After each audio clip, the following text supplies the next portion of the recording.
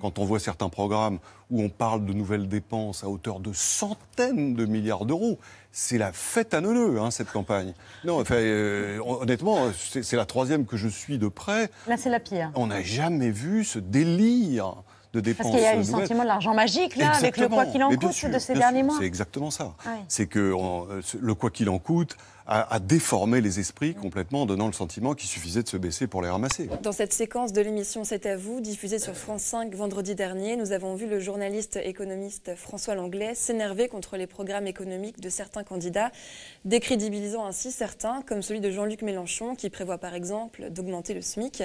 Alors Thomas, est-ce que tu peux nous dire pourquoi est-ce que le programme économique de Jean-Luc Mélenchon est crédible et pourquoi certains s'acharnent tant à dire que non? Le programme de Jean-Luc Mélenchon est très crédible, tout comme celui de Macron est crédible, tout comme celui de Pécresse est crédible. Il faut se rappeler, en 2017, c'est ça qui a fait gagner Macron. C'est qu'on nous a dit que le programme de Jean-Luc Mélenchon, c'est ce que certains éditorialistes ont dit et qui redisent aujourd'hui, n'était pas crédible, n'était pas applicable. Alors même que ce programme avait été soutenu par plus de 100 économistes. Parmi certains économistes, les meilleurs au monde. Il y avait, je me souviens, Ha-Chun Chang, professeur à Cambridge, qui en 2017 soutenait le programme de Jean-Luc Mélenchon, un des économistes les plus importants au niveau mondial. Vous avez d'autres comme en France, Bruno Amable, qui a eu le prix du meilleur jeune économiste, un des prix les plus prestigieux que le Cercle des économistes et Le Monde donnent. Donc vous voyez, c'est pas la CGT. Hein. Et il soutenait, et il soutient encore cette année, le programme de Jean-Luc Mélenchon. Donc vous regardez la liste des économistes, c'est des économistes très sérieux, avec les plus hauts diplômes, des enseignants-chercheurs, des professeurs, en France comme à l'étranger, qui ont soutenu ce programme, et en 2017 et récemment en 2022. Donc le programme est crédible.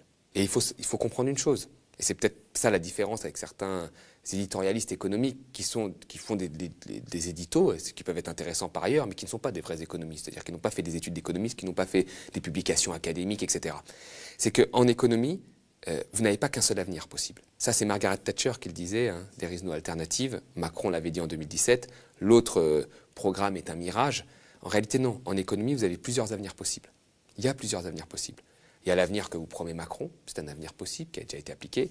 Il y a l'avenir que vous promet Jean-Luc Mélenchon, qui est aussi un programme plutôt keynésien, mais qui a été appliqué en d'autres temps, entre les années 50 et 70 par exemple, avec le développement d'un fort service public, avec la réindustrialisation, la planification écologique. C'est parfaitement crédible. Ça a été chiffré et le chiffrage est parfaitement crédible et il est reconnu par plus d'une centaine d'économistes. Donc aujourd'hui, d'un point de vue démocratique, je trouve qu'il y a un vrai problème quand on annonce comme ça dans une émission « Ah bah lui c'est crédible, lui c'est pas crédible ». Je ne parle même pas de la compétence hein, pour le dire, mais qu'on l'annonce comme ça, en faisant peur, en agitant des épouvantails, alors qu'en réalité la démocratie, c'est deux avenirs possibles et les gens peuvent trancher par le vote. Et le devoir que devraient avoir justement les éditorialistes économiques, c'est de dire que les deux programmes sont en réalité crédibles, mais qu'ils sont différents et qu'il faudra choisir. Voilà.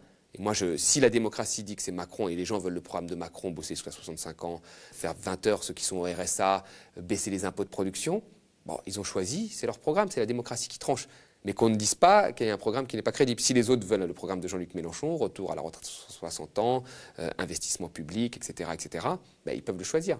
Il n'y a pas qu'une seule voie en économie. Il y a plusieurs avenirs possibles et ils doivent être débattus sur un pied d'égalité. C'est ça, normalement, la démocratie. Vous voyez ? Et aujourd'hui, il y a des gens qui ne jouent pas ce jeu-là, en donnant leur avis comme ça, sous couvert d'une expertise et sous couvert du fait qu'ils ne prennent pas parti politiquement, alors qu'en réalité, ils prennent parti politiquement.